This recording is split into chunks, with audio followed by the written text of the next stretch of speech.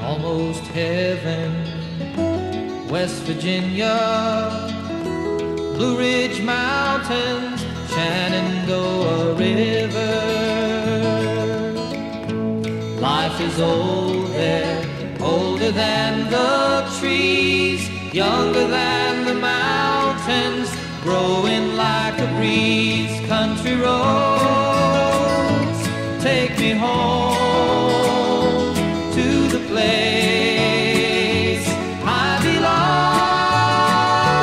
West Virginia, Mountain Mama, take me home, country roads.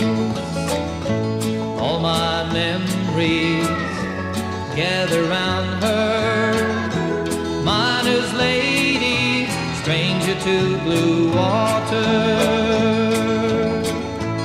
Dark and dusty, painted on the sky, misty taste of moonshine, teardrop in my eye. Country roads, take me home to the place I belong, West Virginia, Mountain Mama, take me home, country roads.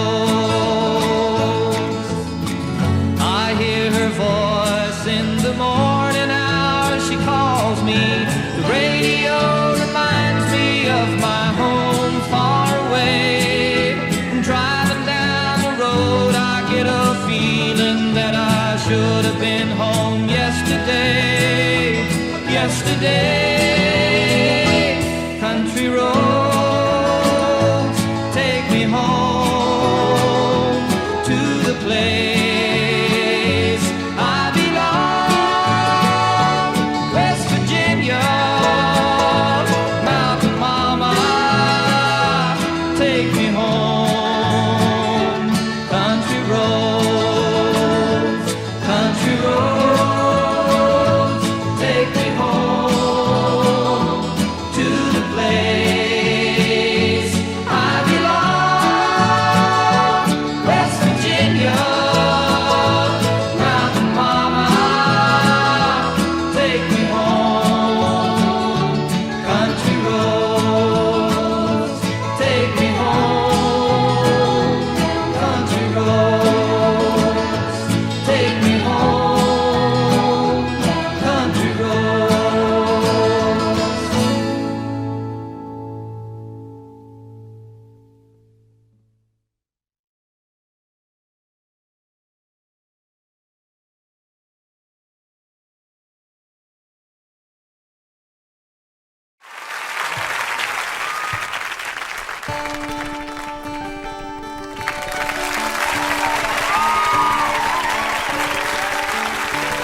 You fill up my senses like a night in a forest, like the mountains in springtime, like a walk in the rain, like a storm in the desert, like a sleepy blue ocean. You fill up my senses, come fill me again. Come, let me love you, let me give my life to you, let me drown in your laughter, let me die in your arms, let me lay down beside you, let me always be with you. Come, let me love you, come love me again.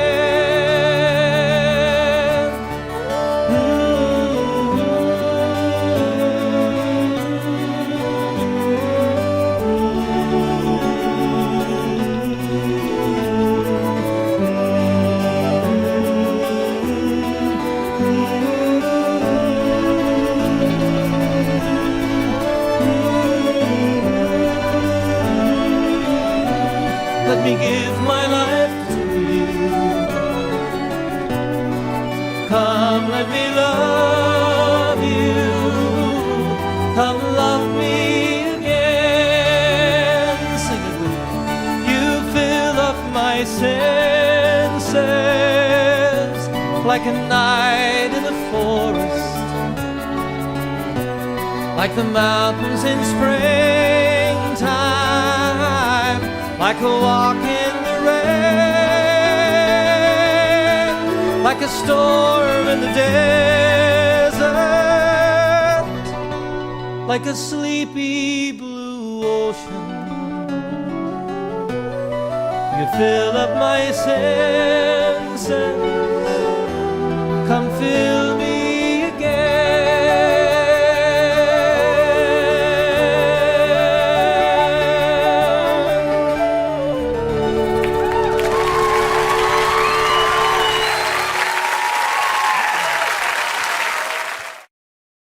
It's been a long time since I've been back to this old farm.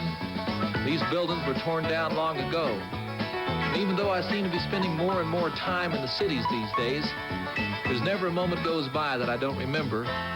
And thank God I'm a country boy. Well, life on the farm is kind of laid back. Ain't much an old country boy if he can't hack. Early to rise, early in the sack. I thank God I'm a country boy. Well, a simple kind of life never did me no harm. Raising me a family, working on the farm. Days are all filled with an easy country charm. Thank God I'm a country boy. Well, I got me a fine wife, I got me old fiddle. When the sun's coming up, the cakes on the griddle. Life ain't nothing but a butter on a riddle. Thank God I'm a country boy. When the work's all done, the sunset low, pull out the fiddle and cross it up the road. Kids are sweet, so keep it kind of low. And thank God I'm a country boy. Try to play a solid good Sunday. Good but the Lord and my wife wouldn't think it's very good. So a fiddle when I can, work when I should. And thank God I'm a country boy. Well, I got me a fine wife, I got me old fiddle. When the sun's coming up, the cakes on the griddle.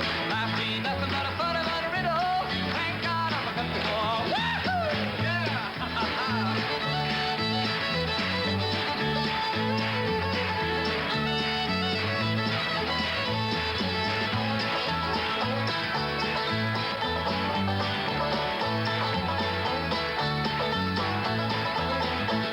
Well, I wouldn't bring my life to diamonds, or if you roll, I never was one of them money hunters. Rather have a fiddle and a farming too. Thank God I'm a country boy. Yes, city folks driving in a black limousine. A lot of fat people, that's mighty keen. Nothing but to tell you now exactly what I mean. Thank God I'm a country boy. Well, I got me a fine wife, I got me old fiddle. When the sun's coming up, with the cakes on the griddle. Life ain't nothing but a funny on a riddle. Thank God I'm a country boy.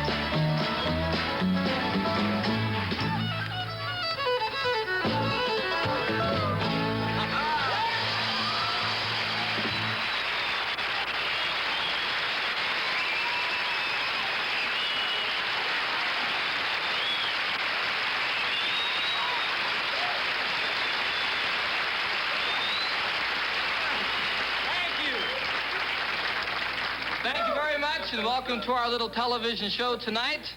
I don't think that it's necessary for me to introduce to you these gentlemen back here, but I'm going to anyway, for me. On the fiddle, Mr. Roger Miller.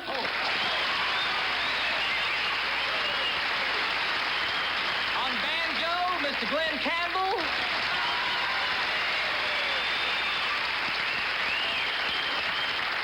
guitar, Mr. Johnny Cash.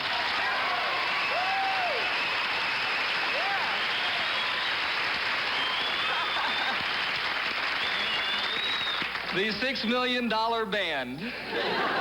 I love it, man. Also, we have another special guest with us tonight, another lady from Oklahoma that you know from the Mary Hartman Show. She plays Loretta Haggers. Ladies and gentlemen, Miss Mary Kay Place.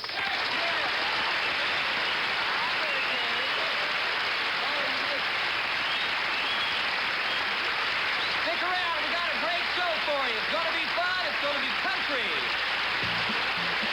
John Denver, Thank God I'm a Country Boy. Brought to you by Revlon. Revlon, the people who help make the world a little more beautiful. And brought to you by Timex. Timex Marlin, attractively styled, sensibly priced watches that take a licking and keep on ticking.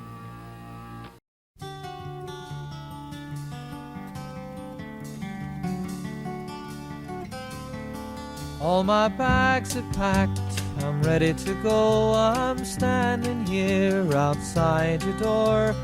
I hate to wake you up to say goodbye,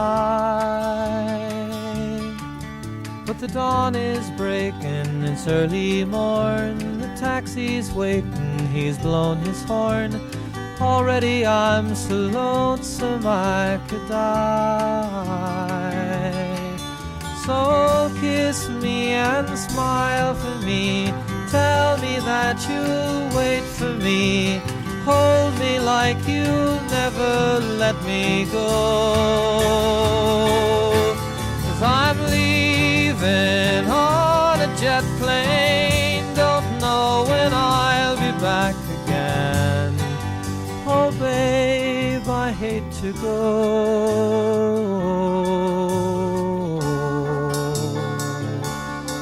There's so many times I've let you down, so many times I played around.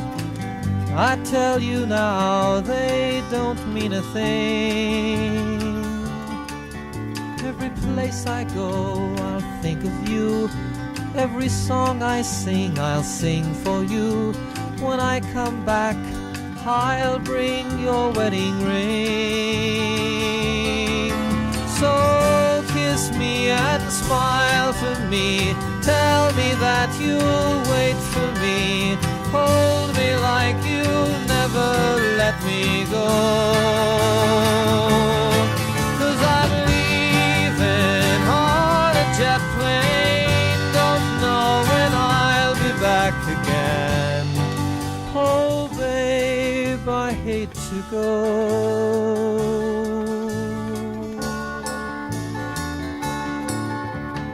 Now the time has come to leave you. One more time, let me kiss you. Then close your eyes and I'll be on my way. Dream about the days to come when I won't have to leave alone. About the times I won't have to say. Kiss me and smile for me. Tell me that you'll wait for me. Hold me like you'll never let me go. 'Cause I'm leaving on a jet plane. Don't know when I'll be back again. Oh babe, I hate to go. I'm leaving on a jet plane. Don't know when I'll be back again. Oh babe, I hate to go.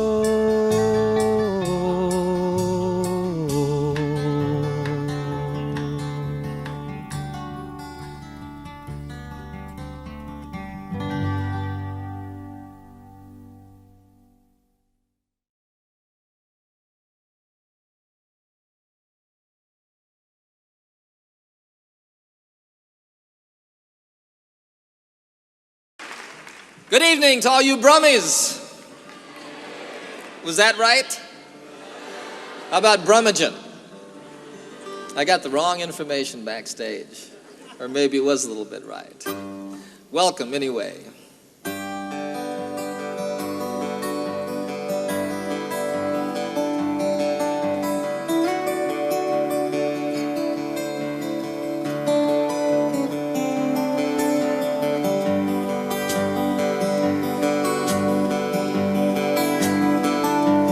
Because he called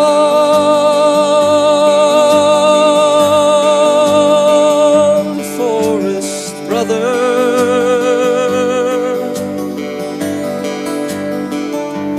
because he called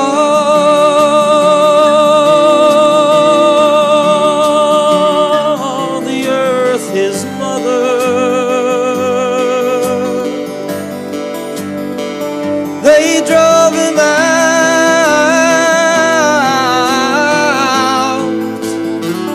into the rain.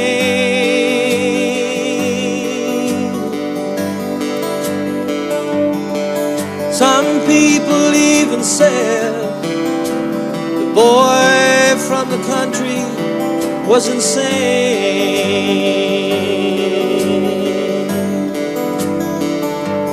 because he spoke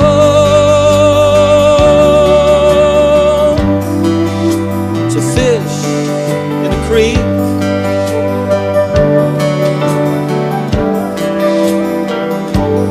He tried to tell us the animals can speak.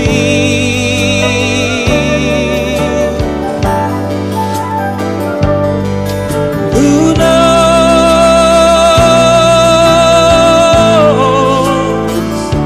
Perhaps they do. I know they do. Do you know they don't? Just because they've never spoken to you.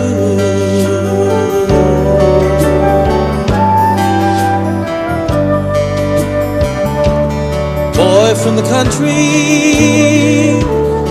left his home when he was young.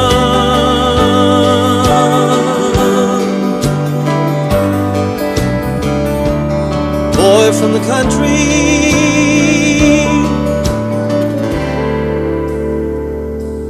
he loves the sun, yes he does.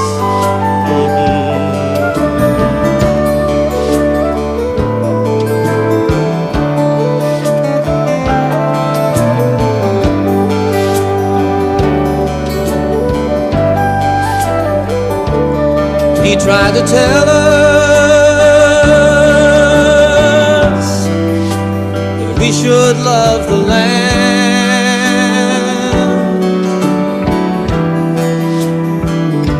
but we just turned our heads and laughed. You see, we did not understand.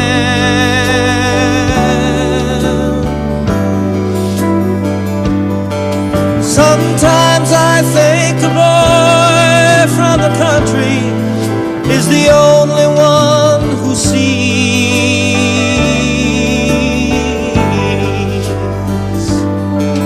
'Cause the boy from the country doesn't want to see the forest for the trees.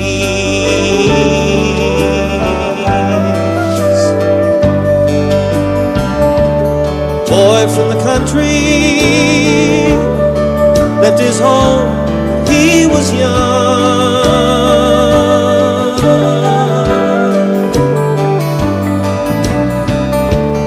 Boy from the country,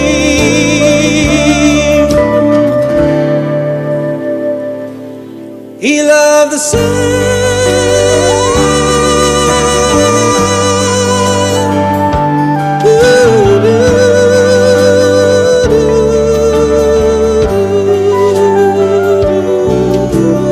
Oh,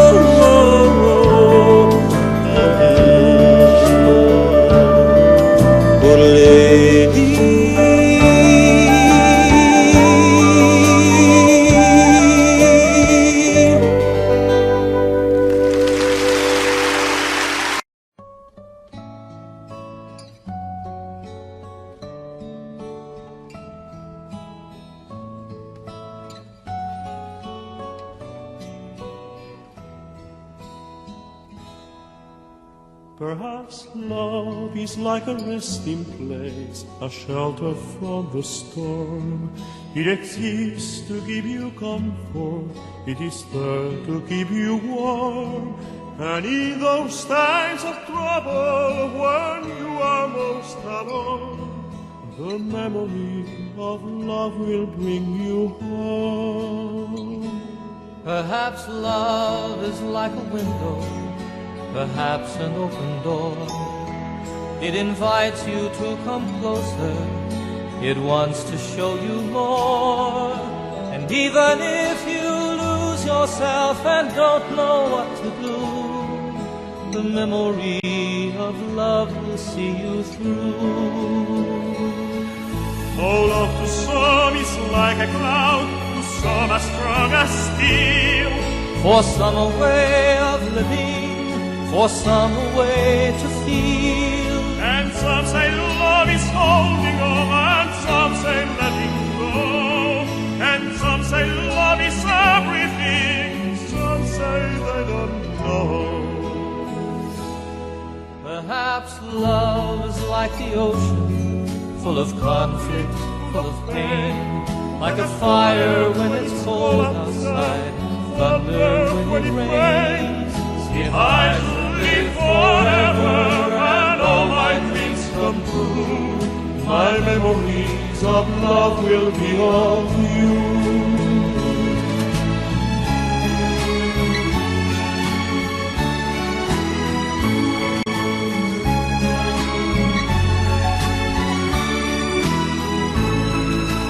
Some say love is holding on, and some say letting go. And some say love is everything, and some say they don't know. Perhaps love is like the ocean, full of conflict, full of pain. Like a fire when it's cold outside, thunder when it rains. If I should live forever and all my dreams come true, my memories of love will be of you.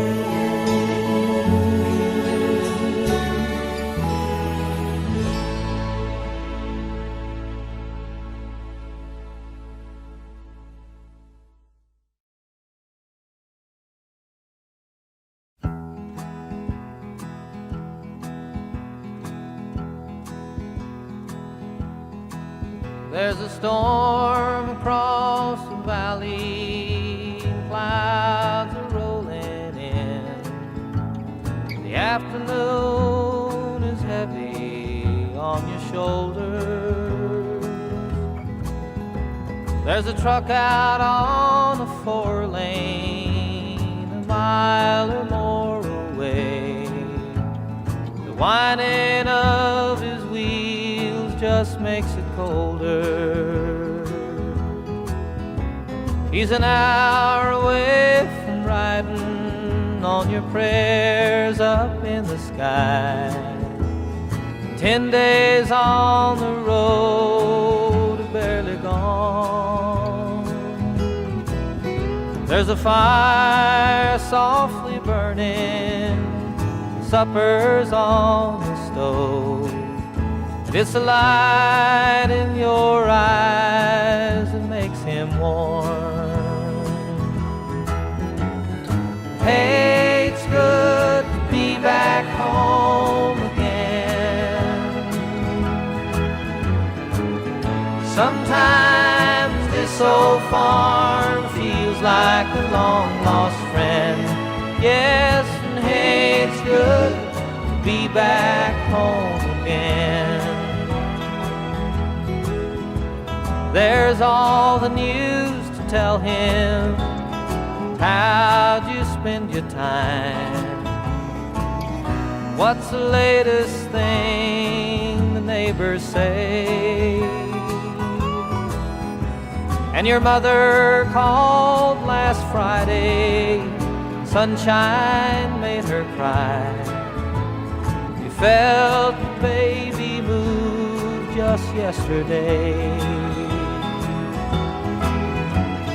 Hey, it's good to be back home again.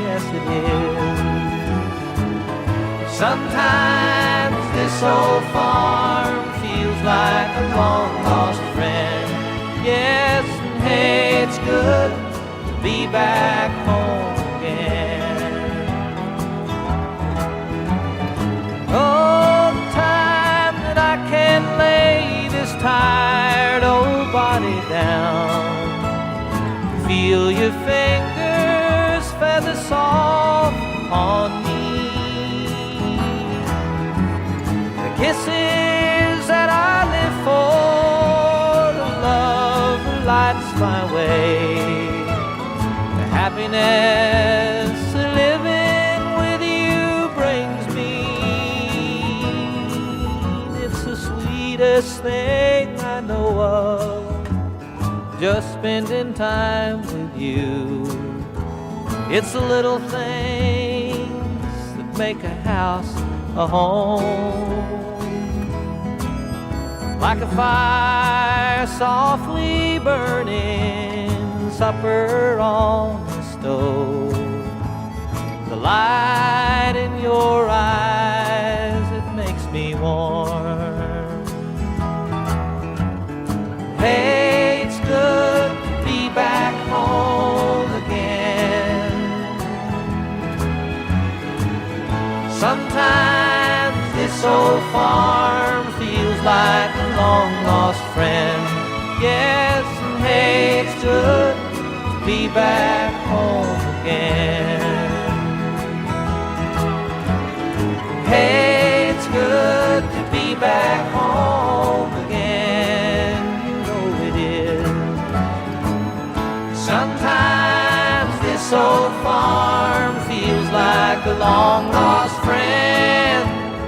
Hey, it's good to be back home again. I said, hey, it's good to be back home again.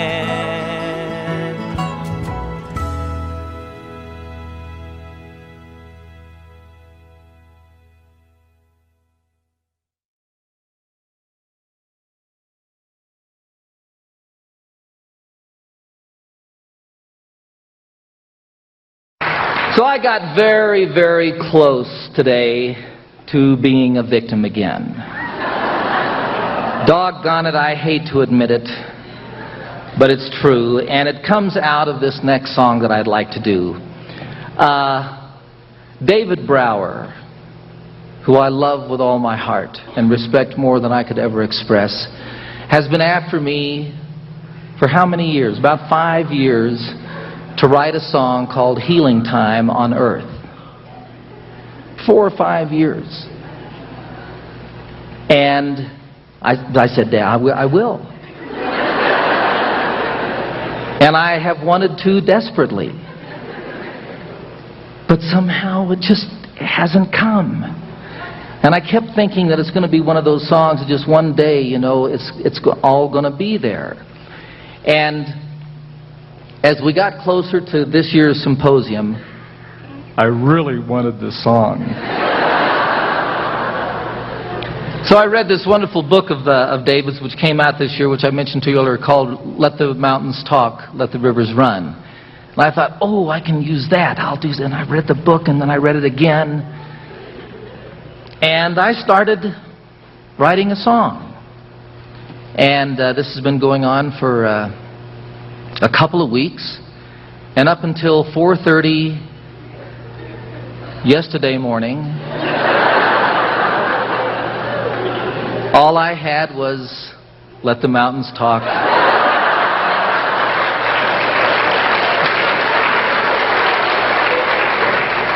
Let the river run. So around all of the other activities going on here these last couple of days, I've been trying to see if something would come through. And this has lasted up until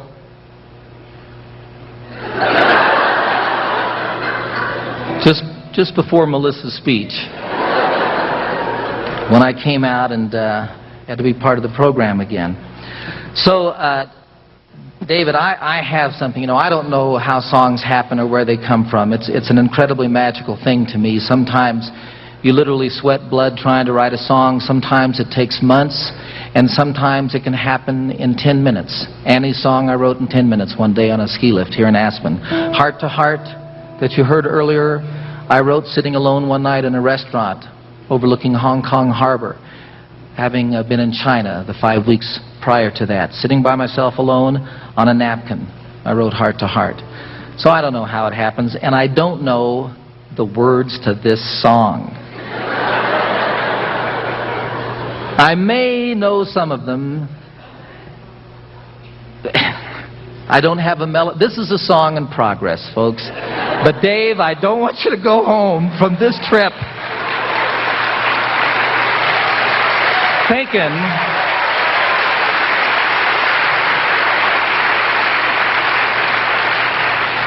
that damn John Denver's never going to write that song.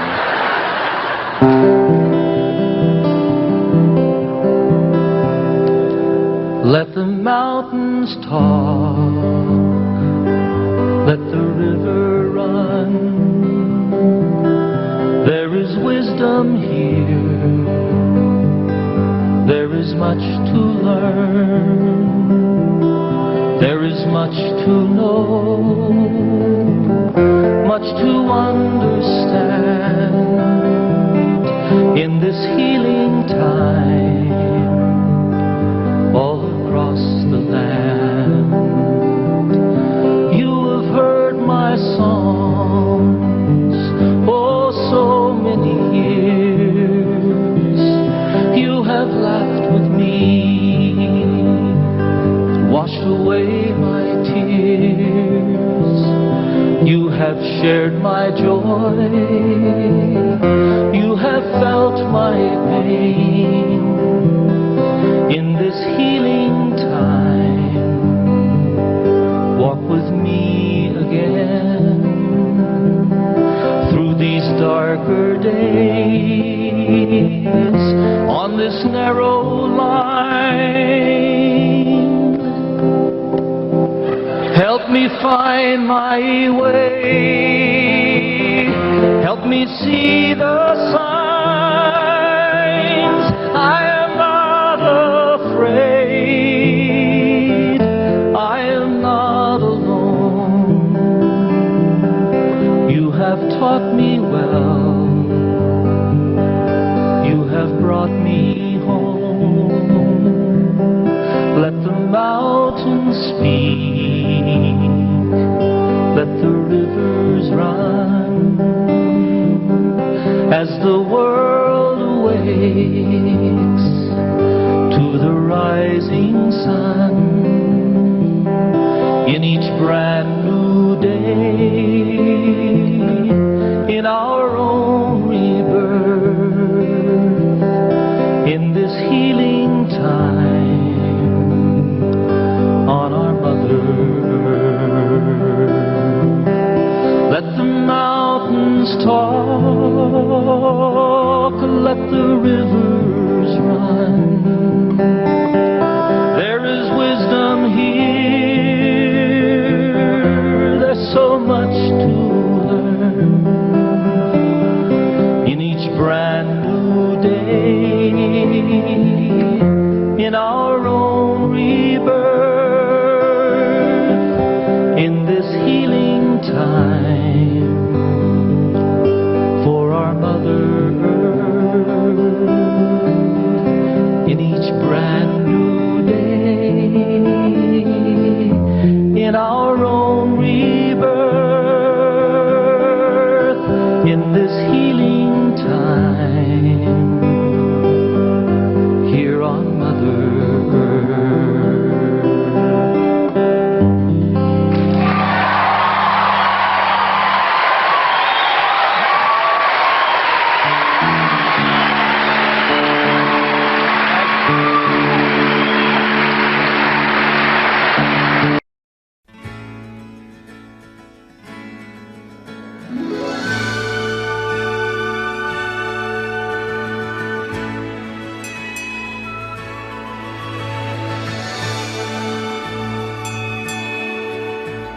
Sailed on a dream on a crystal clear ocean, to ride on the crest of a wild raging storm, to work in the service of life and the living, in search of the answers to questions unknown, to be part of the movement, part of the growing, part of beginning to understand. Like Calypso, the places you've been to, the things that you've shown us, the stories you tell. Like Calypso, I sing to your spirit, the men who have served you so long and so well.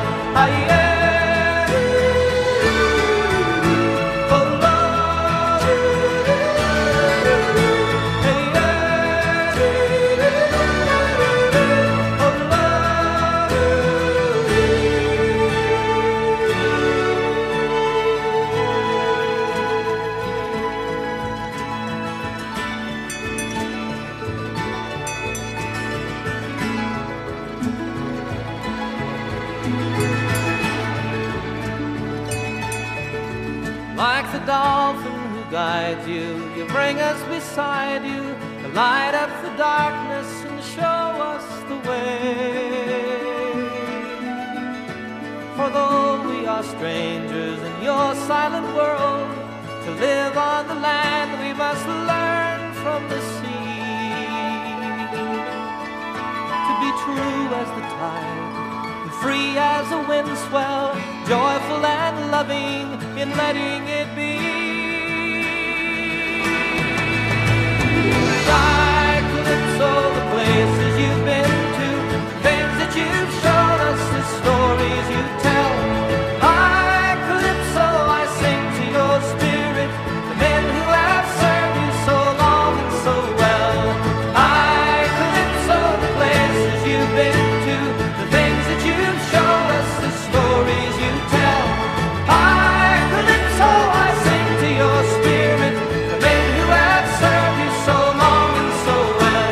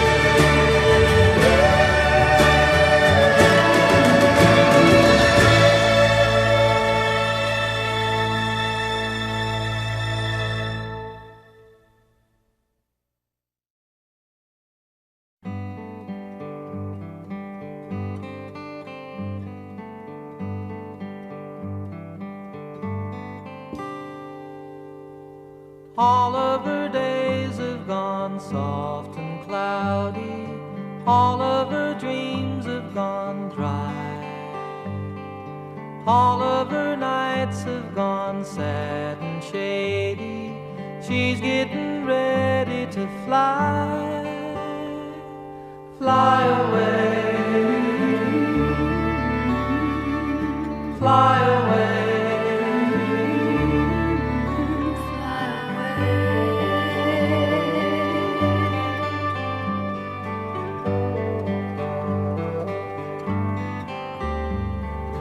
Life in the city can make you crazy, the sounds of the sand and the sea. I love the sea. Life in a high-rise can make you hungry, the things that you can't even see. Fly away, fly away.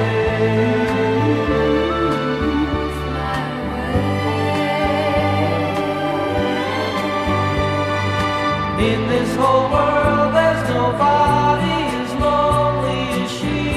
Nobody's lonely as me. There's nowhere to go and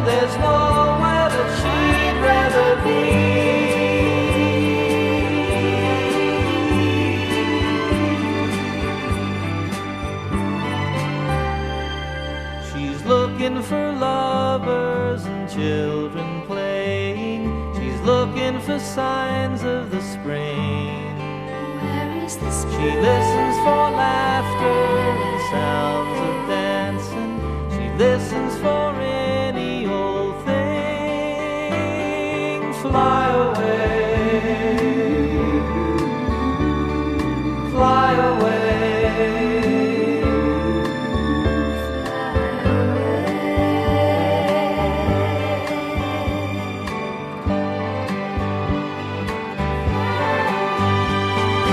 In this whole world, there's nobody as lonely as she. There's nowhere to go, and there's nowhere that she'd rather be.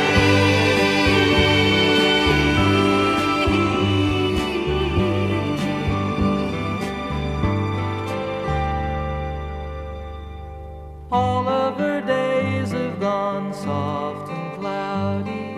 All of her dreams have gone dry. Where are my days? All of her nights have gone sad and shady. She's getting ready to fly, fly away, fly away, fly away.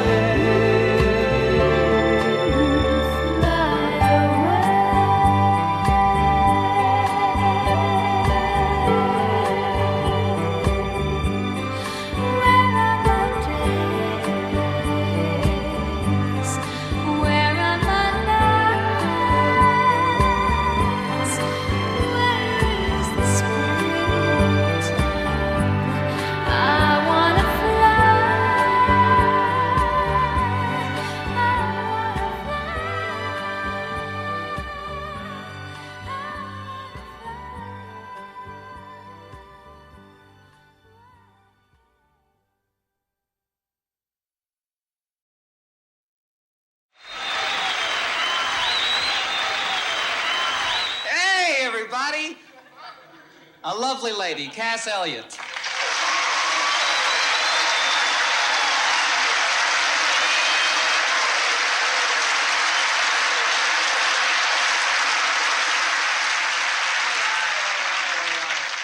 Hiya, Cass. Hiya, John. How you doing? Fine and dandy. I'm great, too.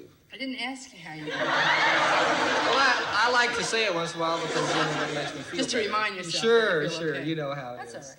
You know, I'm really glad you're here tonight because this is about voter registration, I and I know. know that you've done a lot of work about that yourself. Yeah, we're all just getting ready for a big push. This is very important, you know.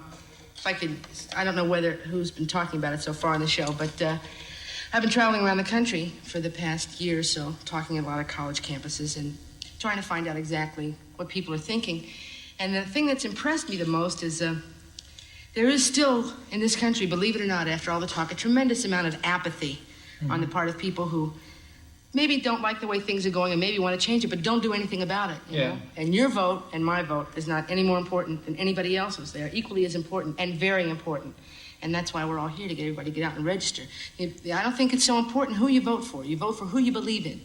But the important thing is to vote because it's our way and it's the best way. And that's why I'm here, and that's why you're here, too. That's great. Do it! Sure, Cass. Thank you, Dad. I'm glad that you were here to tell people that. She's a very eloquent lady. It's a song that I wrote that I'm letting John sing. I couldn't have said that any better myself. I'll just walk over here until you're ready for it. All right, let's see. Are you guys ready? Okay.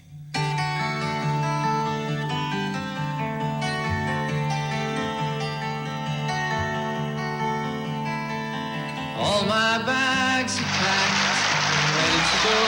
I'm standing here outside the door.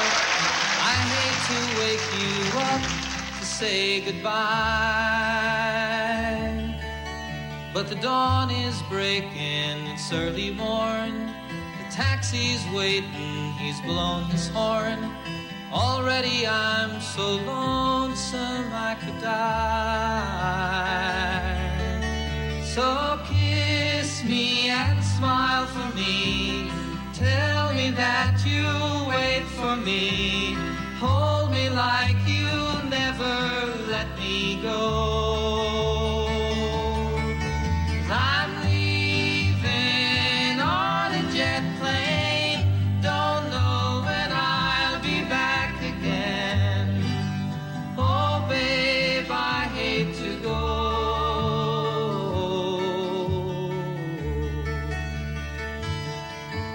There's so many times I let you down, so many times I played around. And I tell you now, they don't mean a thing.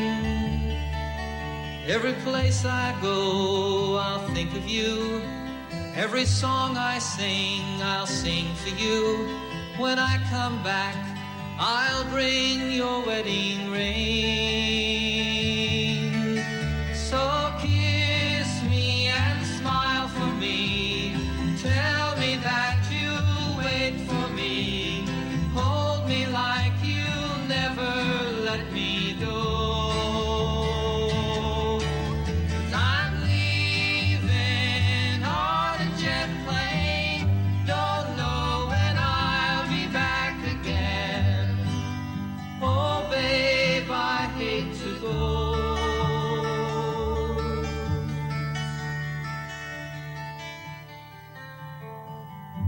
Now the time has come to leave you one more time. Let me kiss you and close your eyes. I'll be on my way. Dream about the days to come when I won't have to leave alone. About the times I won't have to say. Everybody. Kiss me and smile for me. Tell me that you'll wait for me. Hold me like you'll never let me go. 'Cause I'm leaving on a jet plane. Don't know when I'll be back again. Oh, babe, I hate to go.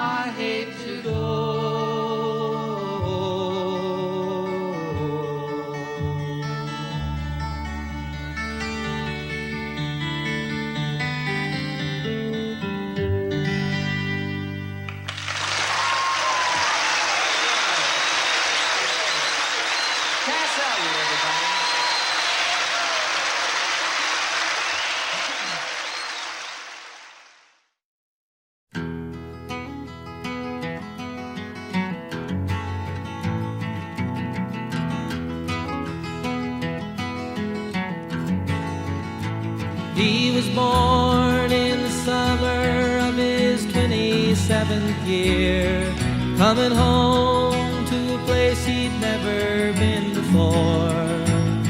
He left yesterday behind him. You might say he was born again. You might say he found a key for every door. When he first came to the mountains, his life was far away, on the road and hanging by a song. But the string's already broken and he doesn't really care. It keeps changing fast and it don't last for long. But the Colorado Rocky Mountain High, I've seen it rain and fire in the sky. The shadow from the starlight is softer than a lullaby. Rocky Mountain High, Colorado. Rocky Mountain High, Colorado. He climbed Cathedral Mountains. He saw silver clouds below. He saw everything as far as you can see. And they say that he got crazy once and he tried to touch the sun, and he lost a friend but kept the memory. Now he walks in quiet solitude, the forests and the streams, seeking grace in every step he takes. His sight has turned inside himself to try and understand the serenity of a clear blue mountain lake. In the Colorado Rocky Mountain High, I've seen it rain and fire in the sky. Talk to God and listen to the casual reply. Rocky Mountain High, Colorado. Rocky Mountain High, Colorado. Now his life is full of wonder, but his heart still knows some fear of a simple thing he cannot comprehend. While they try to tear the mountains down to bring in a couple more people, more scars upon the land. In the Colorado Rocky Mountain High, I've seen it rain and fire in the sky. I know he'd be a poorer man if he never saw an eagle fly. Rocky Mountain High, Colorado, Rocky Mountain High. I've seen it rain and fire in the sky. Friends around the campfire and everybody's high. Rocky Mountain High, Colorado. Rocky Mountain High, Rocky Mountain High, Rocky Mountain High, Rocky Mountain High, Rocky Mountain High.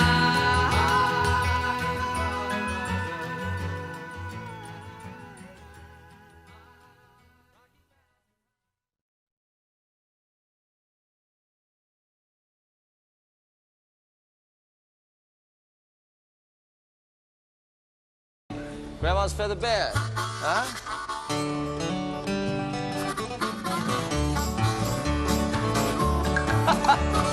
When I was a little bitty boy just off the floor, we used to go out to Grandma's house and hunt in the sun. Had chicken pie and country ham and homemade butter on the bread. But the first darn thing about Grandma's house was a great big feather bed. It was 9 feet high and 6 feet wide, soft as a downy chicken. Made from the feathers of 411 geese, took a whole full of cloth for the chicken. It held 8 kids, 4 hound dogs, a figure we stole from the shed.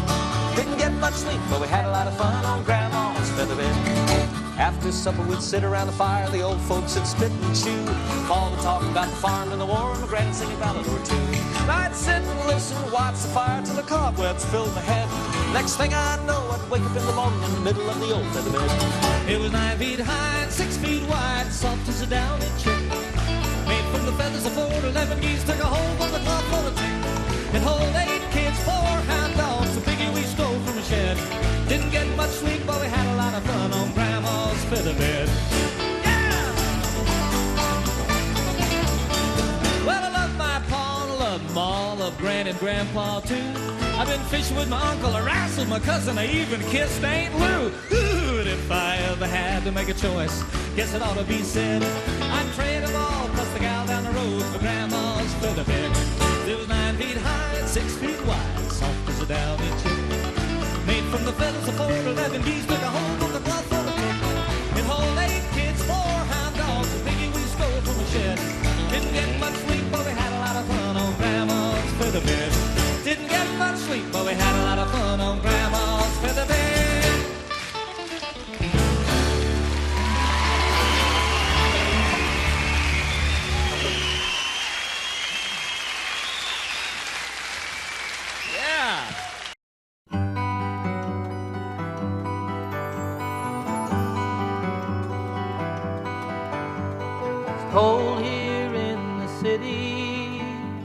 It always seems that way, and I've been thinking about you almost every day.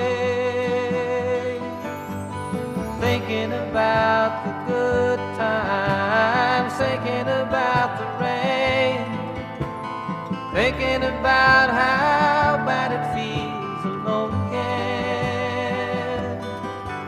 I'm sorry for the way things are in China. I'm sorry things ain't what they used to be. But more than anything else, I'm sorry for myself, 'cause you're not here with me. Our friends all ask about you. I say you're doing fine. I expect to hear from you almost any time. They all know I'm crying. I can't sleep at night. They all know I'm dying down deep inside. I'm sorry for all the lies I told you. I'm sorry for the things I didn't say. But more than anything else, I'm sorry for myself. I can't believe you went away.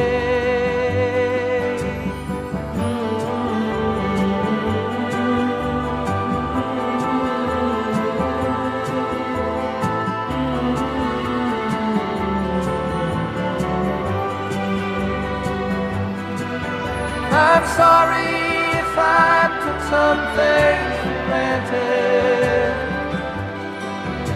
I'm sorry for the chains I put on you.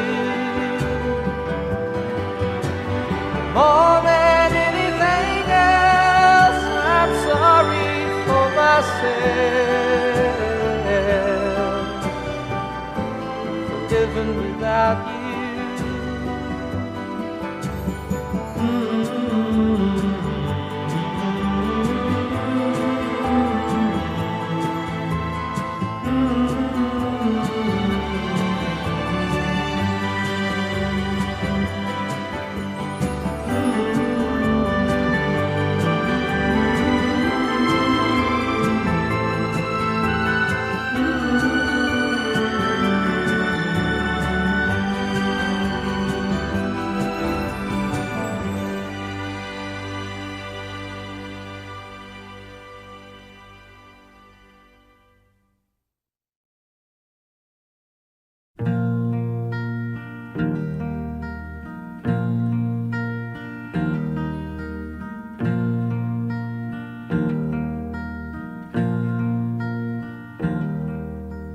Sunshine on my shoulders makes me happy.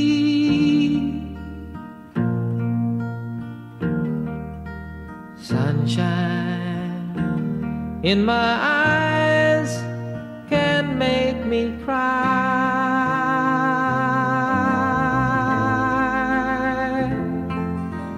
Sunshine on the water looks so lovely.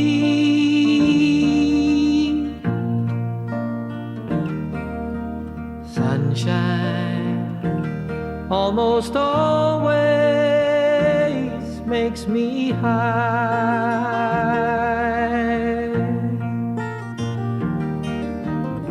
If I had a day that I could give you,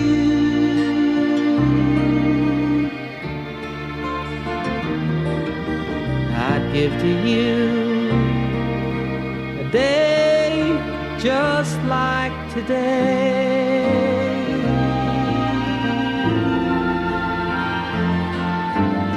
If I had a song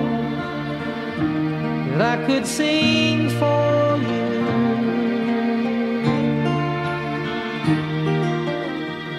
I'd sing a song to make you feel this way.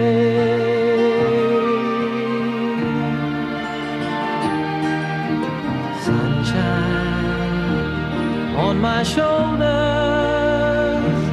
makes me happy.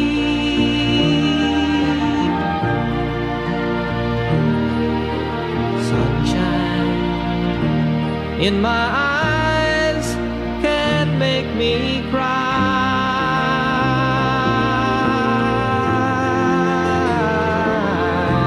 Sunshine on the water looks so lovely.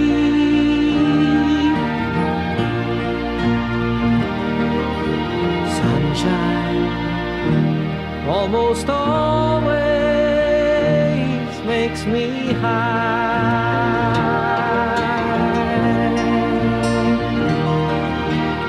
If I had a tale that I could tell you,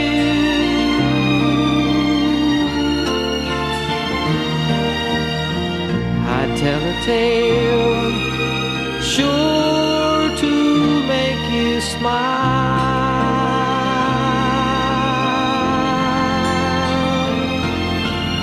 If I had a wish that I could wish for you,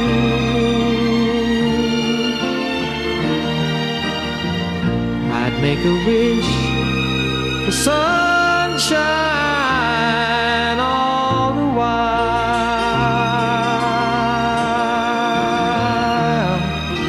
Sunshine on my shoulders makes me happy.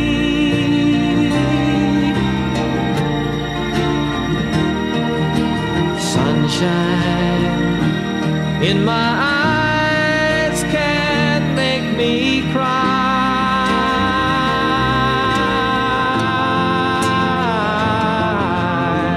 Sunshine on the water looks so lovely.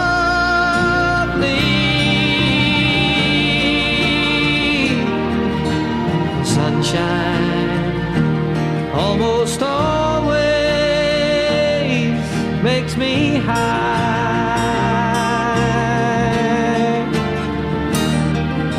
Sunshine almost all the time makes me high.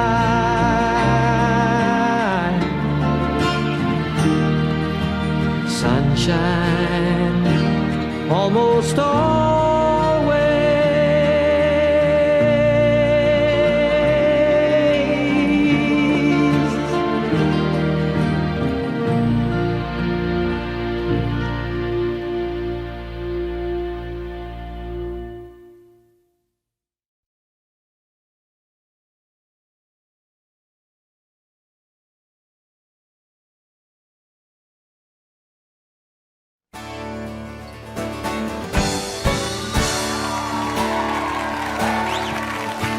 He was born in the Bitterroot Valley in the early morning rain. Wild geese over the water, heading north and home again, bringing a warm wind from the south, bringing the first taste of the spring. His mother took him to her breast, softly she did sing. Oh, Montana, give this child a home. Give him a love of a good family and a woman of his own. Give him a fire in his heart, give him a light in his eyes. Give him the wild wind for a brother and the wild Montana sky. His mother died that summer and he never learned to cry. He never knew his father and he never did ask why. And he never knew the answers that would make an easy way. But he learned to know the wilderness and to be a man that way. His mother's brother took him into his family and his home, gave him a hand that he could lean on and a strength to call his own. And he learned to be a farmer, and he learned to love the land, and he learned to read the seasons, and he learned to make a stand.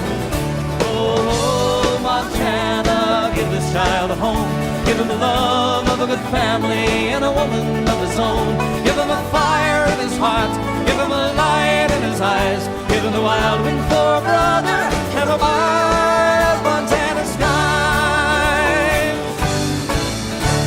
On the eve of his 21st birthday, he set out on his own. He was 30 years and running when he found his way back home, riding the storm across the mountains and an aching in his heart. Said he came to turn the pages and to make a brand new start. Now we never told the story of the time that he was gone. Some say he was a lawyer, some say he was a John. There was something in the city that he said he couldn't breathe, something in the country that he said he couldn't leave. Oh, Montana, give this child a home, give him the love of a good family and a woman of his own. Give him a fire in his heart, give him a light in his eyes, give him the wild wind for a brother and the wild Montana skies.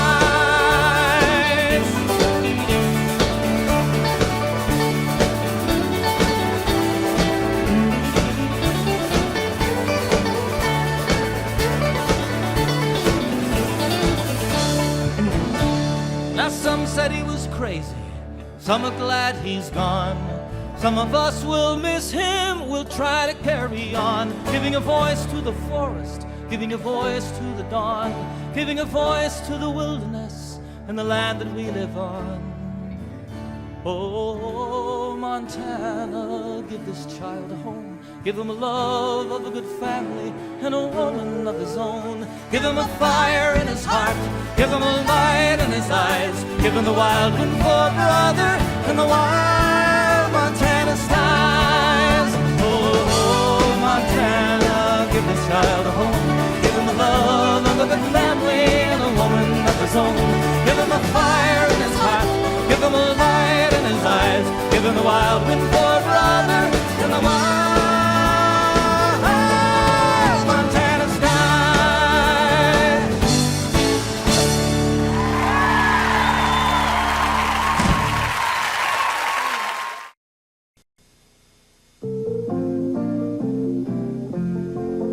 On the first day of Christmas, my true love gave to me a partridge in a pear tree. And on the second day of Christmas, my true love gave to me 2 turtle doves And a partridge in a pear tree. On the third day of Christmas, my true love gave to me 3 French hens, 2 turtle doves And a partridge in a pear tree. On the fourth day of Christmas, my true love gave to me 4 calling birds, 3 French hens, 2 turtle doves And a partridge in a pear tree. On the fifth day of Christmas, my true love gave to me 5 gooseberries, 4 calling birds, 3 French hens, 2 turtle doves And a partridge in a pear tree. On the sixth day of Christmas, my true love gave to me 6 geese a laying,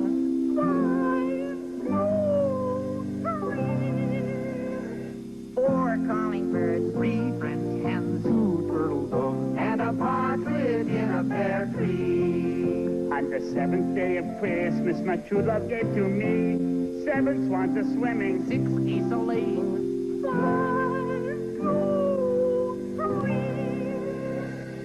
4 calling birds, 3 French hens, 2 turtle doves And a partridge in a pear tree. On the 8th day of Christmas, my true love gave to me 8 maids a milking, 6 geese a laying,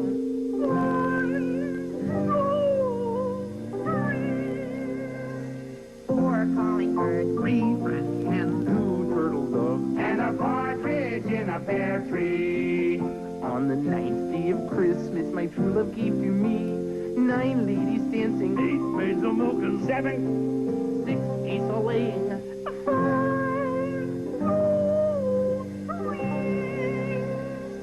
4 calling birds, 3 French hens, 2 turtle doves And a partridge in a pear tree. On the 10th day of Christmas, my true love gave to me 10 birds a leaping, 9 ladies dancing, 8 maids a milking, 6 geese a laying,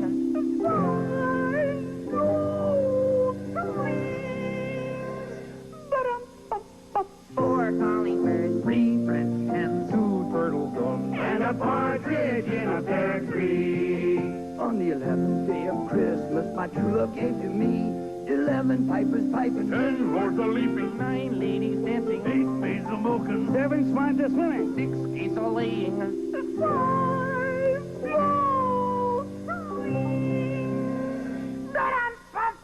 4 calling birds, 3 French hens, 2 turtle doves, and a partridge in a pear tree. On the 12th day of Christmas, my true love gave to me 12 drummers drumming, 11 pipers piping, 10 lords a leaping, 9 ladies dancing, 8 maids a milking, 7 swans a swimming, 6 geese a laying, 5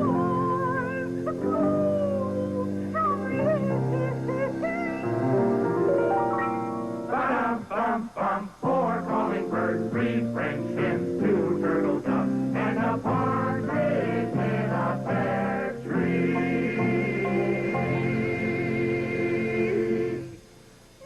That was wonderful, you guys. Merry Christmas, everybody. Fozzie, you got it. I think nature is so very important to me because it's always been my best friend, my first and best friend, a place where I can always find comfort, solace, where I feel, it may be funny to say, but I feel listened to and understood at a level that doesn't happen in any other aspect of life as far as I can tell. And somehow that relationship with nature has always been there for me in my music.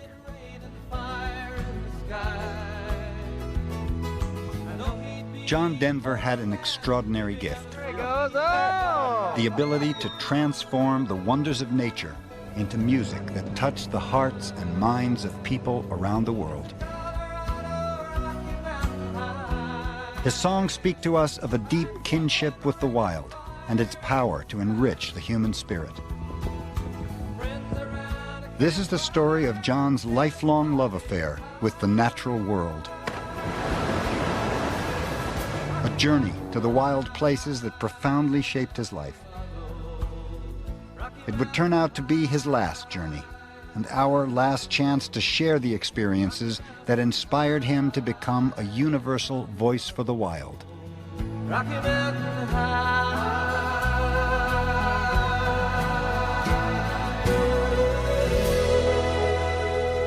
I've had enormous success, experiences not very many people have, the collection of experiences that I've had. You know, what else do you want to do? So it's not about being successful. I've had that.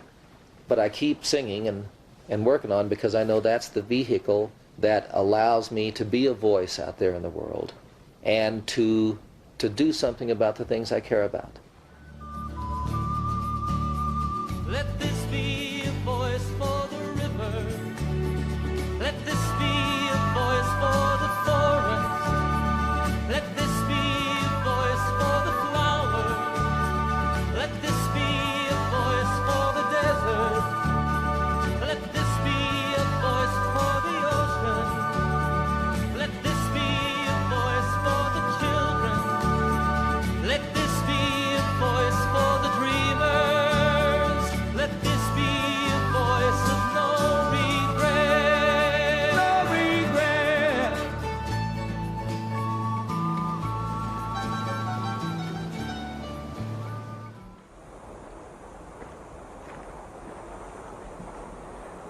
Anytime you can be in the wilderness, it's pretty special as far as I'm concerned. But this place has an even greater significance for me. This is where the little Colorado River gives itself to the mighty Colorado and the Grand Canyon. And a long time ago, when I was 12 years old, I was inspired by the headwaters of this little stream to write my first song. Sitting on the banks of a lazy little stream, oh, how I wish it wasn't a dream.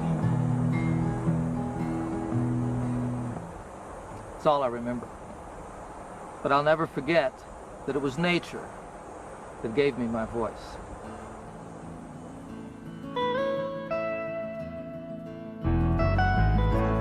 almost heaven. West Virginia, Blue Ridge Mountain, Shenandoah River. Country Roads was John's first big international hit. It was 1971. John had found his voice, and its message was heard everywhere. Country roads, take me home to the place I belong, West Virginia, Mountain Mama. Despite differences in language and culture, everyone responded to the desire to live in harmony with nature. John's growing celebrity brought him unique opportunities, and in 1975, he got to meet a personal hero, Jacques Cousteau.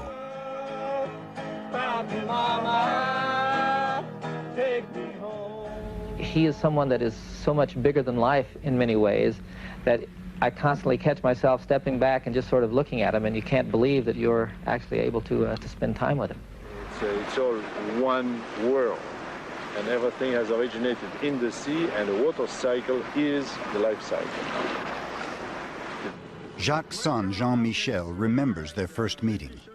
John Denver was invited on board Calypso, and he was so inspired by the experience that he had that he, went diving, scuba diving, and I believe this was the first time he had put his nose underwater. And that night he was so high that he started writing a song, and he spent most of the night writing High Calypso. There's so much life and so much color. Was that a barracuda? Yeah. John is very much a Renaissance man in the sense that he's as good as music as he is talking about the environment. And of course his music, in many cases, celebrate the environment. To sail on a dream, on a crystal clear ocean, to ride on the crest of a wild raging storm, to work in the service of life and the living, in search of the answers to questions unknown, to be part of the movement, part of the growing, part of beginning to understand. I could show the places you've been to, things that you've shown us, the stories you tell. I could show, I sing for your through, and in the laughter so long and so well for the lady, for the love, for the lady, for the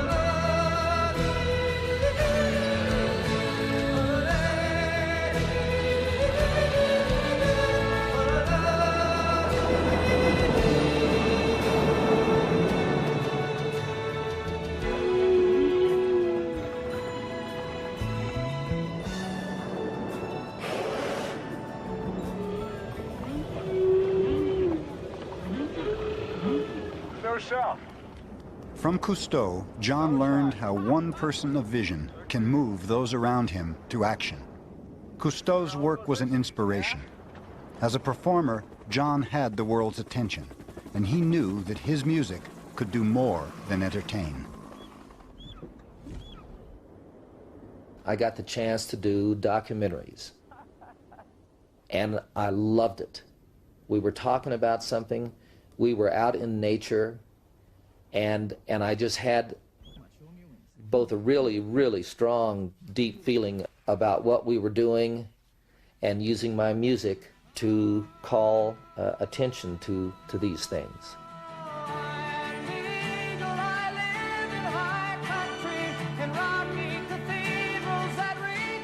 It was while writing the music for a film called The Eagle and the Hawk that John met Morley Nelson, a legend among those who know the birds of prey.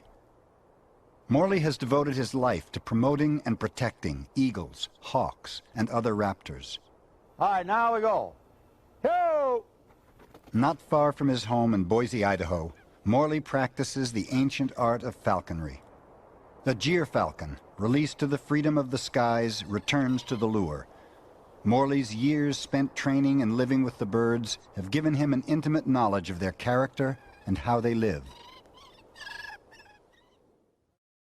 Eagle sitting on the rock. Now that's the golden eagle that lives up there. His head is golden, but he has no white in his tail. Morley guides birdwatching tours in Idaho's Snake River Birds of Prey National Conservation Area, a preserve he was instrumental in establishing.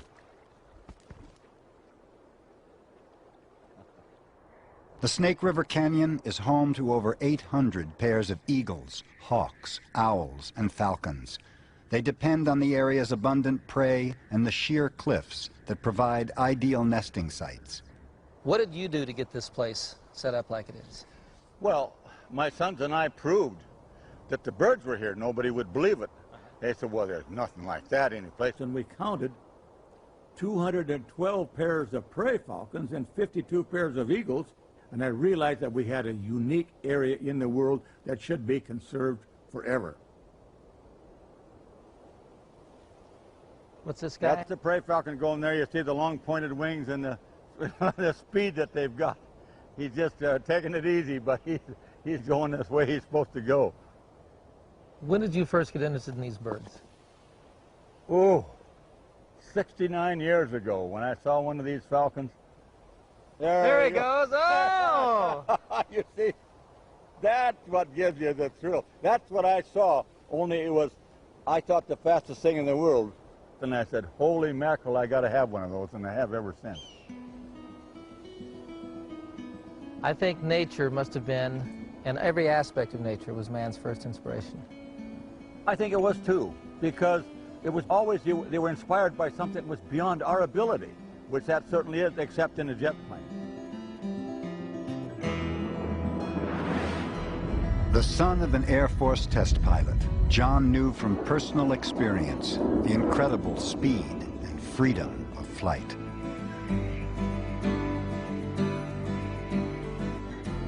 Flying was more than a family tradition. For John, it was a passion. And like the birds themselves, it is a constant theme in his music. To belong to the sky, to be at home with this complete freedom, is to soar on the wings of eagles.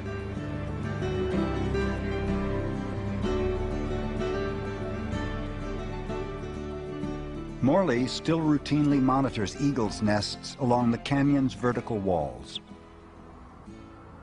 Well, you know, when you were with me the first time 27 years ago, I put you over the cliff down the Snake River, and you said, well, I'm going to learn to do that. And now you're looking great and doing better than ever. I need to do this more than once every 27 years, Morley, to really feel comfortable. Yeah, all right. Do I need to worry about scaring this guy? Or just... Yeah, you got to be worried about scaring him. It's still, we got to go real slow because he's big enough to fly if he has to go. How old are you, Morley? Well, 81. Oh, God. Can you see him at all? Yeah, you bet. Hello there, big one. He's got another 3 or 4 days before he may try to fly. A bobcat, a mountain lion, anybody, nobody dares to go near that baby eagle because the mother eagle would come down and take him out. And as you know, they hunt wolves in Russia to this day with golden eagles because they can take a wolf by the head and just kill him so quick. It's amazing. They've adapted to humanity. Look at all the action down below us. You see, as long as people don't disturb them and don't shoot at them, they stay there. Is there still a problem with people shooting at them? Oh, the shooting is a terrible problem. Every year, dozens of birds are shot, hit by cars, and entangled by power lines, the casualties of advancing civilization. Morley finds it impossible to understand why anyone would deliberately harm them. They've been such an inspiration to humanity since the beginning of time. And then they have this nobility in life, where they say, if somebody's going to kill me, I'm going to kill them first. And that's the way their life is. It's just like a soldier in battle. I got to kill that son of a gun or he's going to kill me. And boy, that's the way they live. He can tear anything apart, any kind of meat. I can feel her grip through the gloves. Oh, man. She could take that foot and put you out of your misery, you see. But yet, look at that character. You can't not be inspired looking at a creature like this.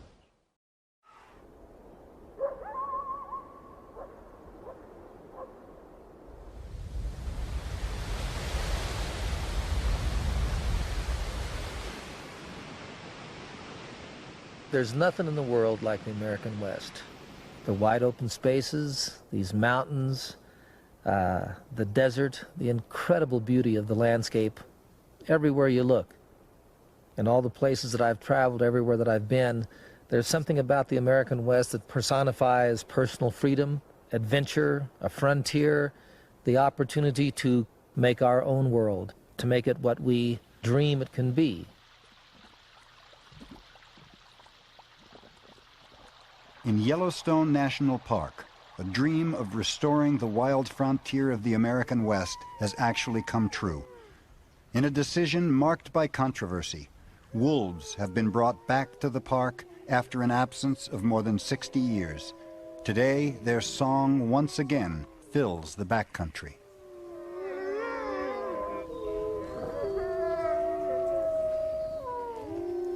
Now Yellowstone is complete. To celebrate, John begins work on a new song.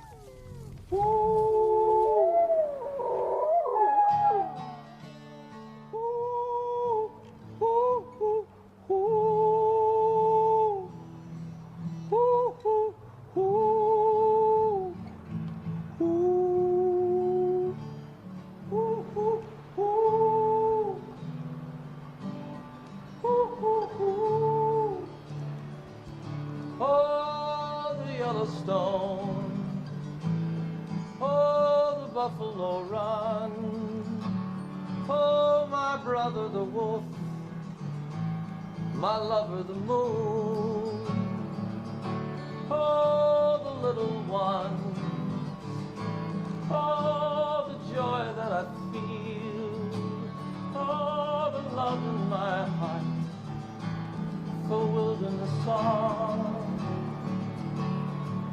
Ooh, ooh, ooh. Ooh, ooh, ooh. Ooh, ooh, ooh. Ooh, ooh, ooh. Ooh.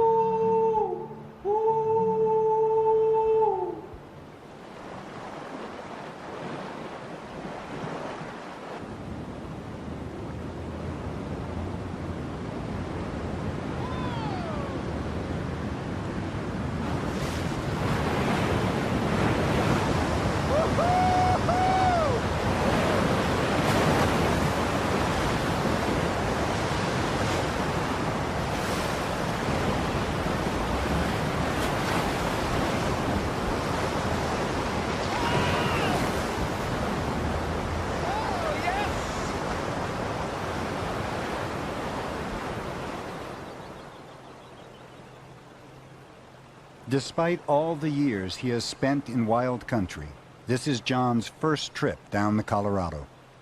As the river carries him ever deeper into the heart of the American West, he plans to continue working on his new wilderness song. Traveling into the canyon is traveling back in time. It's an adventure he is eager to share with his son, Zach, and daughter, Jessie. See this? What is that? That's a fossil. It's called a nautiloid.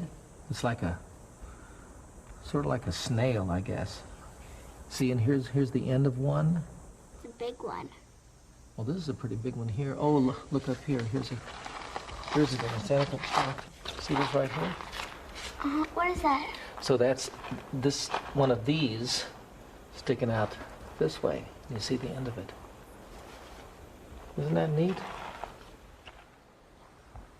Jessie, are you starting to like hiking more? Mm-hmm. Are you? Oh, I'm so glad to hear that. River guide Troy Booker never tires of running the Colorado. Probably 240 miles of some of the best scenery and things that you could possibly ever imagine. I mean, you're basically down a canyon that at points can be close to about a mile deep. Right up here, you've got the Tepete sandstone, which is about 570, 600 million years old. It goes all the way up above us here. And that's this whole layer of...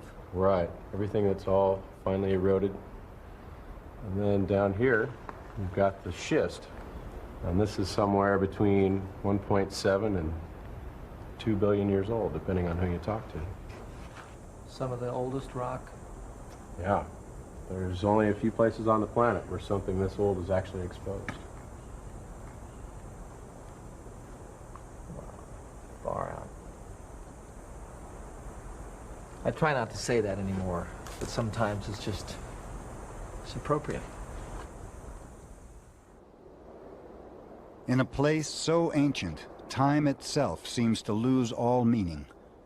A prehistoric culture lives by the river's edge for hundreds of years, then mysteriously disappears, its entire existence a split second in the life of the canyon. But time plays tricks here, and 8 short days on the Colorado can yield memories that last a lifetime.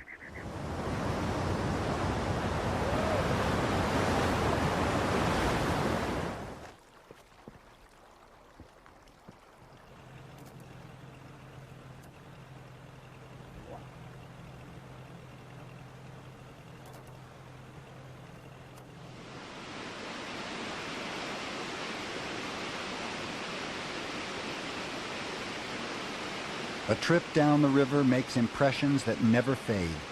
And over the years, Troy has seen how the Colorado casts its spell. This place puts a lot of people at peace. You get away from telephones and business, and you can come down here and just drop all that. Live very simply, you know, with what you have is what you got. If you forgot it, you don't need it. It's a pretty simple existence and a pretty magical place.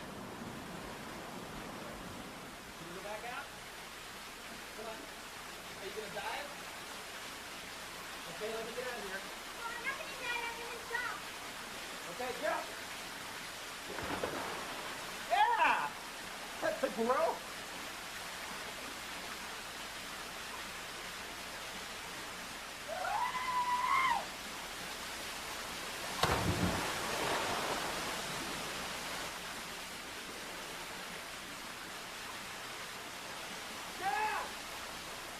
It's personal experiences that John turns into music, and this trip down the Colorado adds another verse to his new song.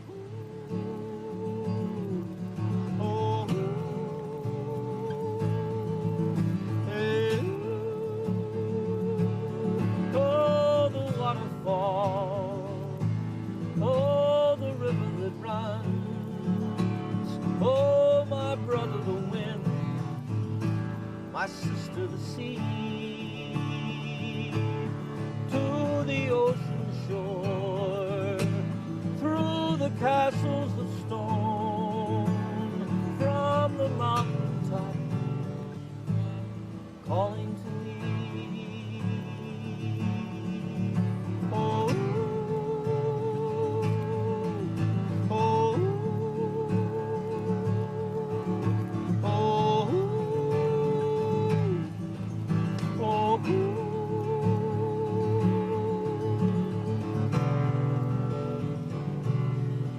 So I've added a couple lines. Can't wait to hear where it ends up. You never know.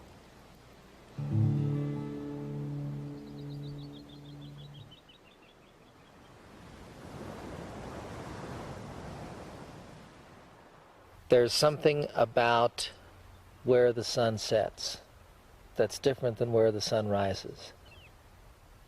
Where the sun rises shines on what we have today, but where the sun sets promises another tomorrow, which is opportunity, which is possibility. Over that ridge is a bright new world where all your dreams can come true. And for humankind, the horse was the first creature that could take us there.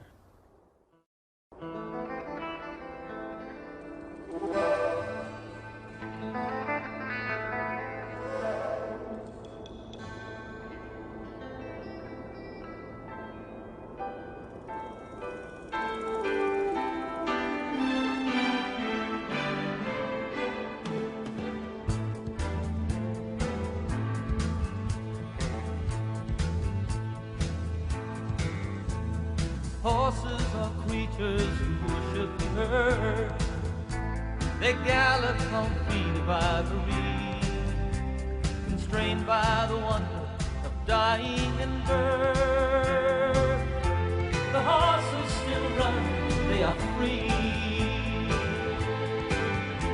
My body is merely the shell of my soul, but the flesh must be given its due, like a pony that carries its rider back home, like an old friend who's tried and true. I had a vision of eagles and horses high on the wing in the race to the wind, going higher and higher, faster and faster, of eagles and horses, I'm flying again, flying again, flying again, flying again, I'm flying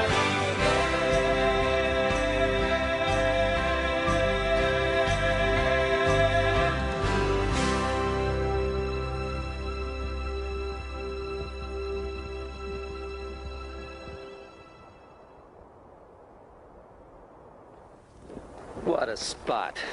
Great scenery. Are those horses? Sure look like it. 20 years after writing Eagles and Horses, John joins biologist Joel Berger in Wyoming's Red Desert for a closer look at the inspiration for the song. The horses sometimes gather in herds more than 100 strong, but they are actually a collection of small, tight-knit bands under the vigilant protection of their own stallions. Running free on the open range, they are a living reminder of the Wild West. I think that one of the things that happens when we experience or observe any creature in the wild is the inspiration that it gives us about individual freedom, courage, being able to take care of yourself, take care of your own, and create your own life. They don't have any predators. Maybe us. Except us. I just can't believe that we're seeing this many in one bunch. You know, horses out here in the Red Desert are pretty unusual. They form these big groups that you don't see in wild horses elsewhere. Well, so what happens then when you get a bunch of bands together like this and you have...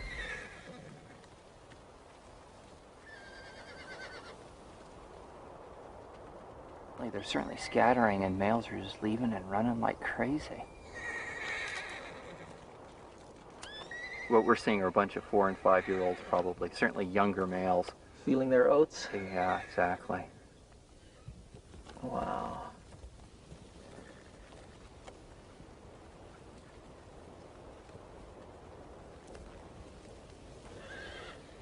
You keep thinking that there's a fence someplace, that somewhere these animals are domesticated to a degree, and yet every time that we've approached them, their alertness, their skittishness, they are wild creatures.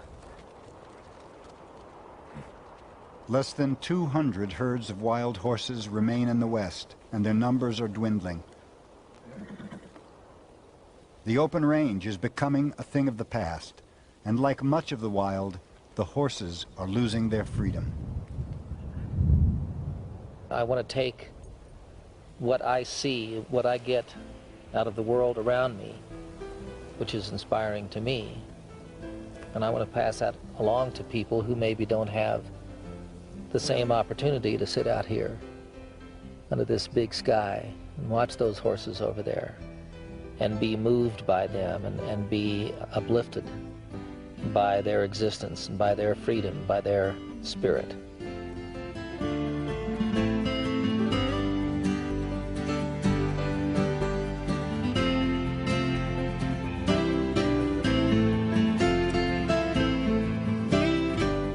I love all things that are wild. And I think that there's a wildness in each of us as human beings. It's what draws me to these creatures and the places where they live. No place remains as wild as Alaska. Bush pilot and longtime friend Stu Ramstad is John's guide into the vast backcountry.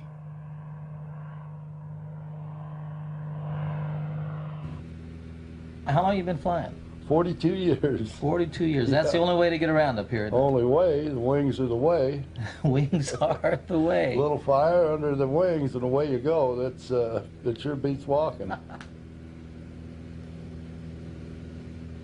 Alaska, to me, epitomizes everything about the West. It's a frontier. It's the incredible landscape. It's wildlife. It's wilderness. Wilderness, the greatest thing about nature, wilderness. Wilderness conservation first brought John here in 1975. In the wake of the energy crisis, many were looking to Alaska for new supplies of oil and gas.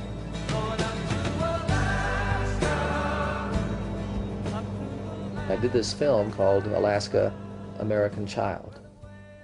And the whole notion that we came up with was that Alaska was the offspring of the lower 48, United States. And that everything that had happened in the United States in a period of close to 200 years was happening in a very rapid time frame in Alaska, like 10, 20 years. My discovery of Alaska was what the film was about. American child, is the call of the wild ever sing through the mist of your dream? Does it fly? What I discovered was some of it was good, some of it was not so good.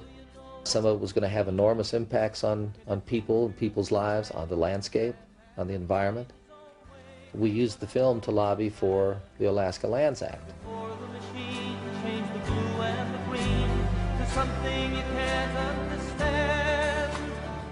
The Alaska Lands Act of 1980 protected more than 100 million acres of pristine wilderness from careless development. For his contribution, John was invited to speak at the White House. Alaska, to me, is America's child. It will inevitably grow and develop, but it doesn't need to do that in a way that causes its innocence and its beauty to disappear. We can add growth in Alaska without losing naturalness and without losing the wilderness.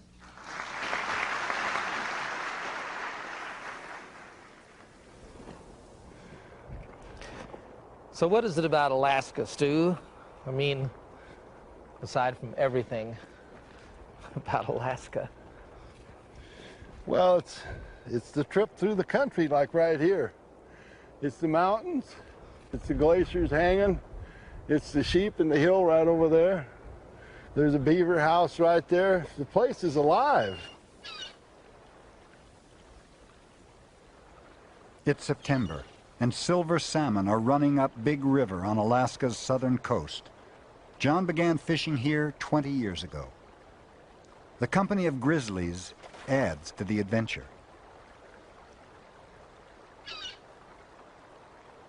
The salmon arrive in waves on each high tide from Bristol Bay. Hungry seals pursue them in from the sea.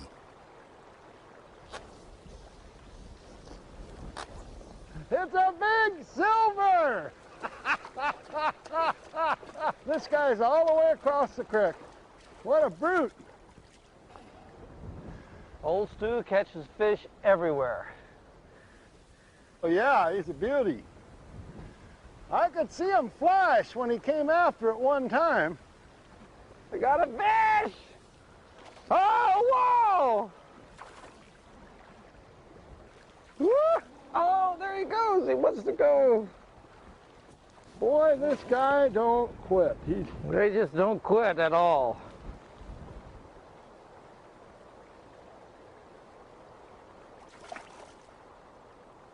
Look at this Hummer. Look at that. Golly, that's pretty.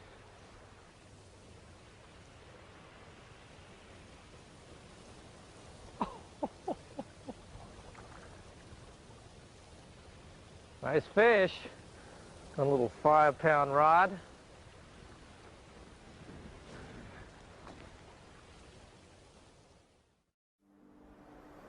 This was to be John's last trip to Alaska.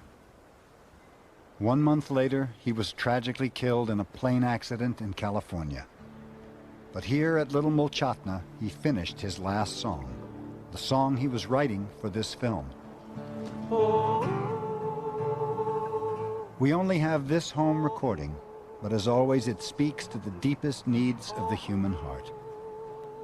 He called it Yellowstone, Coming Home. Returning, forever returning, coming home.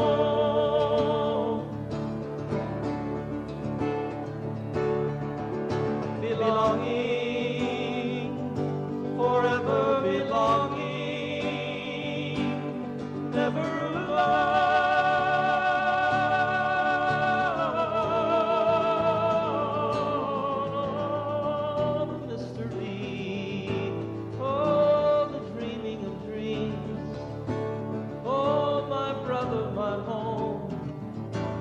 My sister, my home. Oh, the tenderness, oh, the longing for love, oh, the beautiful way, the sweet coming home. Oh,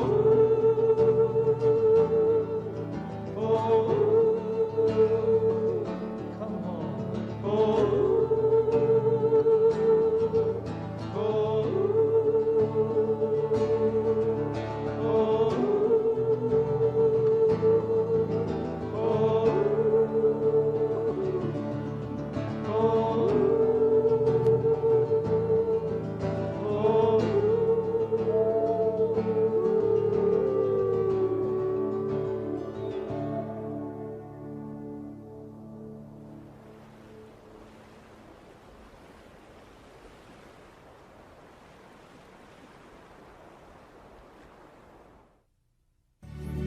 Let this be a voice for the river. Let this be a voice for the forest. Let this be a voice for the flower. Let this be a voice for the desert. Let this be a voice for the ocean. Let this be a voice for the children. Let this be a voice for the dreamers. Let this be a voice of no regret.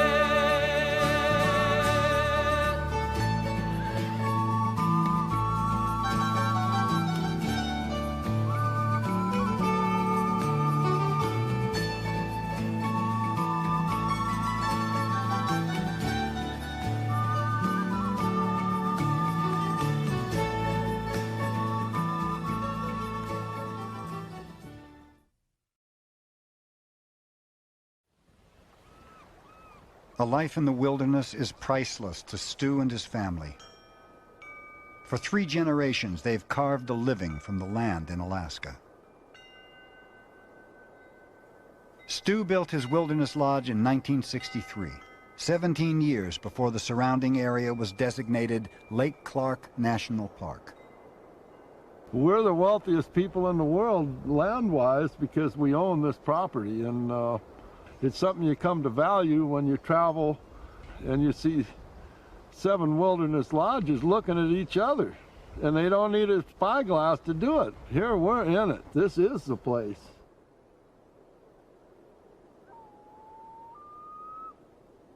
John first came to Stu's Little Mulchatna Lodge in 1976. Hundreds of miles from the nearest road, the lodge has become a refuge, a home away from home, far from the persistent obligations that accompany celebrity life. At peace in its remote beauty, John's mind often turns to music. He's written songs here that, Born in a Cabin on Little Mulchatna, things that make my heart thump a little bit.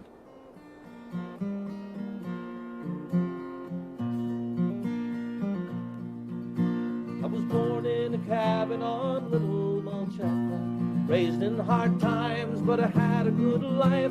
From the first time I flew with my then I'd wind up a bush pilot's wife. We sleep near the sound of a slow-running river. I wake up most mornings to a drizzle and rain, and we live every day like the first or the last one, with nothing to lose and heaven to gain. Here's to Alaska, here's to the people, here's to the wild, and here's to the free. Here's to my life in a chosen country. Here's to Alaska and me. And oh, for a fire on a cold winter's night, once more to gaze at the great northern lights, for all of the beauty my children will see. Here's to Alaska and me. Here's to Alaska, here's to the people, here's to the wild, here's to the free. Here's to my life in a chosen country. Here's to Alaska and me. Oh, here's to Alaska and me. Oh, yes.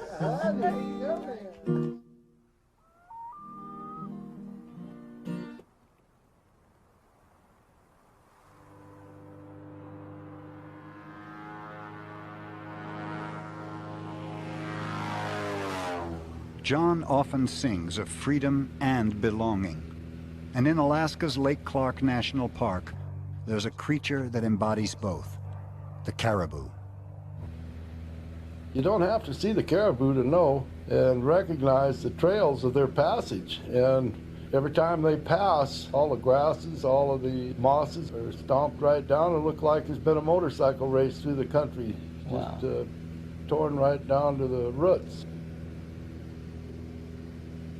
I was told by the Park Service it's the most that's ever been in the park, 100,000 plus. You think we'll see that many? Oh, yeah. We're going to track them down and find them.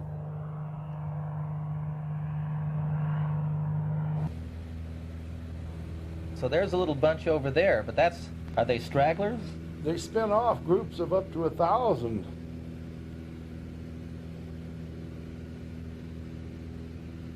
Will there be many predators following a herd like this? The bears will be making themselves available along the timbered areas of the migration. What about wolves? Wolves also. Yeah. Wolves should be first in line. They're the main predator of the caribou.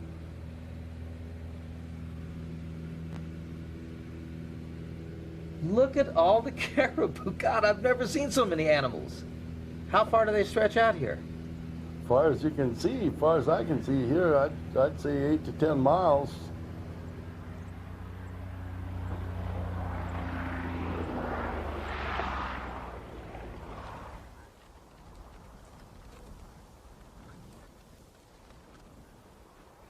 I've never seen so many animals in one place. Probably won't anywhere else. I mean, everywhere you look, there's Yep. more animals than I've ever seen in one place.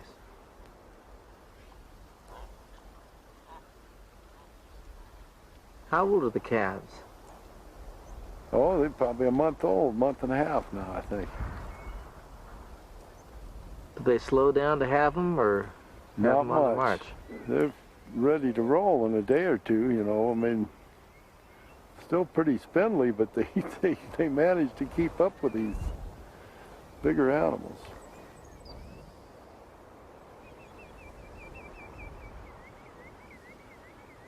I've just never seen so many animals. It's quite a march. Got an intent and purpose to keep moving. The caribou must keep moving. If they graze in one place too long, the land will take decades or more to recover. But over thousands of years, the caribou have worked out a partnership with these lands. They keep on the move, and the tundra sustains them. Incredibly, there are times when 100,000 animals can simply vanish into the immense landscape.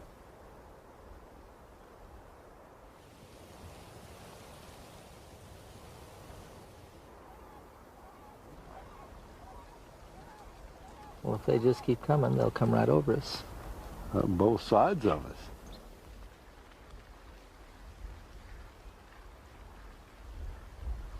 get a little wind of us and they're sniffing. What is that? All they need to see is one little bit of movement. We've been staying awful still. Oh yeah, but they got awful close too. It's hard not to want to look when you can hear them breathing and snorting right over here. Yeah. I can lay down. We're right in the middle of them. Mm-hmm. They're going by all around us. Well, that little one's spooked.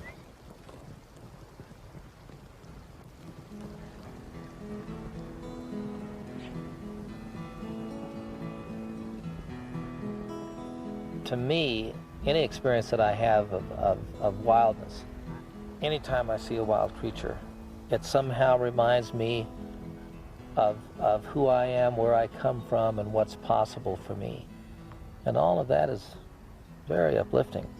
There are times I fear I lose myself. I don't know who I am. I get caught up in the struggle and the strain. Then my heart turns to Alaska and freedom on the run. I can hear her spirit calling me to the mountain. I can rest there to the river. I will be strong to the forest. I'll find peace there to the wild country where I belong.